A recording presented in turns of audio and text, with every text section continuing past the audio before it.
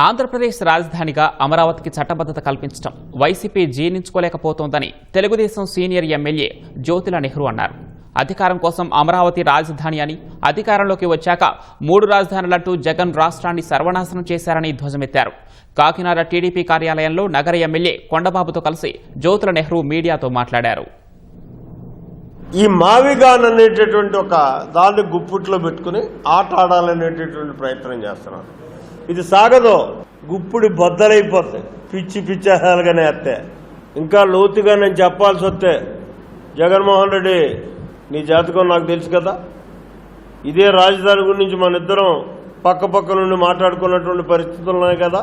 ఆ రోజు నా ఒత్తిడికే కదా నువ్వు రాజధానికి ఒప్పుకున్నావు, లేకపోతే ఆవేళనే ఉద్దేశం వేరే.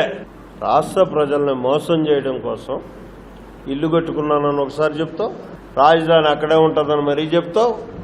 ఓట్లు వేయించుకున్న తర్వాత 3 రాజధానులు అనేటటువంటి ఒక బొమ్మను తెర మీదకు తెచ్చి తాయితక్కలాడి ఆంధ్ర రాష్ట్రం యొక్క భవిష్యత్తును సర్వనాశనం చేశావు. ప్రజలు చీయన్నా నీకు సిగ్గు రాలేదా? నీకు అర్హత లేదనే ముందస్తుగానే గ్రహించి బయటకు వచ్చాం.